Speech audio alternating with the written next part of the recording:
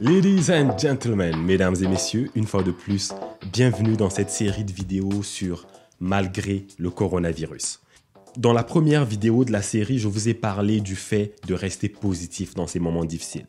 Dans la deuxième vidéo, je nous ai appelé à faire un bilan de la situation avant de paniquer, avant d'essayer de trouver des solutions. Juste un bilan d'abord.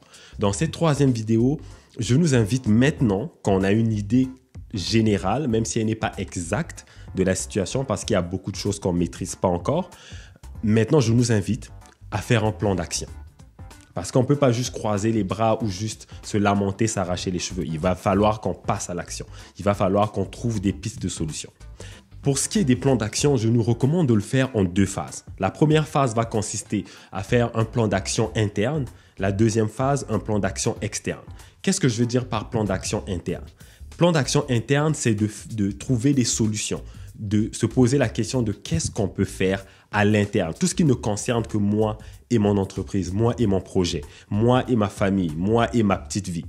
Juste faites un plan pour cette partie-là, parce que cette partie-là, vous avez un peu plus de contrôle. Donc, on peut déjà aller voir combien d'argent qui nous reste en banque, combien de dettes, combien de factures, combien de membership en ligne qu'on peut annuler pour l'instant, qu'est-ce qu'on peut mettre sur pause, etc. Donc là, c'est vraiment ce que vous maîtrisez à l'interne.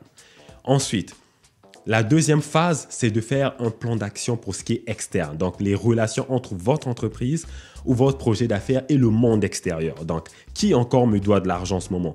À qui je dois de l'argent en ce moment que je dois peut-être appeler ou prendre une entente ou négocier des échéanciers de paiement, etc. Donc, essayez de voir avec le monde externe quelles sont les pistes de solutions qu'on peut trouver, ne fût-ce que pour le court terme, dans les 3 prochains mois, les 6 prochains mois. Qu'est-ce qu'on peut trouver comme solution? Quel arrangement qu'on peut faire? Pour ceux qui ne sont pas capables, par exemple, de vous payer, quelle contre-offre vous pouvez faire? Si vous n'avez pas été capable de livrer la marchandise, quelle compensation vous pouvez faire? Quelle entente on peut mettre en place pour satisfaire l'autre côté et vous aussi? D'accord? Donc, faites votre plan d'action en deux phases. Maintenant que c'est dit, parlons-en réellement des plans d'action. Plan d'action ici, c'est essayer d'explorer des solutions. Les solutions, malheureusement, des fois, on ne les trouve pas tout seul. Des fois, ça prend par là quelqu'un, appeler votre centre d'aide aux entreprises, essayer de poser des questions, aller sur Internet, appeler le gouvernement, appeler la ville. Ça fait partie de la recherche des solutions. On explore des possibilités. Donc, cette partie-là va prendre un peu de temps, mais prenez le temps pour le faire parce que vous êtes responsable de votre vie. Vous êtes responsable de votre entreprise. Si vous ne le faites pas, il n'y a personne d'autre qui va le faire. Surtout si vous avez des employés ou surtout si vous avez des gens qui dépendent de vous. Soyez la solution ou presque. Faites votre possible de trouver les meilleures pistes de solutions.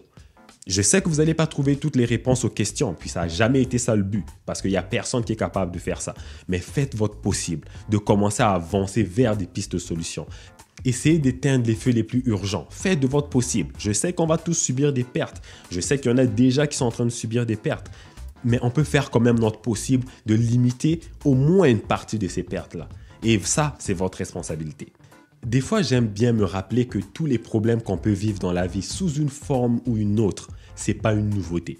C'est pas la première fois que ça arrive dans l'histoire de l'humanité. Donc, il y a des solutions. Parfois, les solutions ne vont répondre qu'à une partie du problème, mais c'est déjà ça. On a déjà une partie de la réponse, une partie de la solution. Donc, les solutions ne sont pas toujours complètes. Elles ne vont pas toujours régler tous vos problèmes en claquement de doigts, mais ça va déjà aider. Donc, faites votre possible. Juste avancez vers des pistes de solutions. Réfléchissez. Allez lire un livre, allez regarder des vidéos sur YouTube, appelez des amis entrepreneurs, essayez de voir qu'est-ce que vous pouvez faire pour pouvoir remédier à la situation actuelle, à court terme, à moyen terme, à long terme si vous pouvez. Personne n'est parfait, il n'y a pas de solution parfaite non plus et on ne va pas vous en vouloir pour ça. Alors, à partir d'aujourd'hui, on passe en mode solution.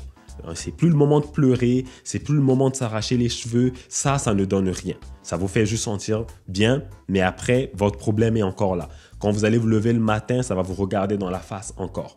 So, en ce moment, get up and go back to work.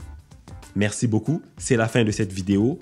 J'espère que ça vous a apporté quelque chose de positif. Comme d'habitude, n'oubliez pas, partagez-la avec les gens que vous aimez.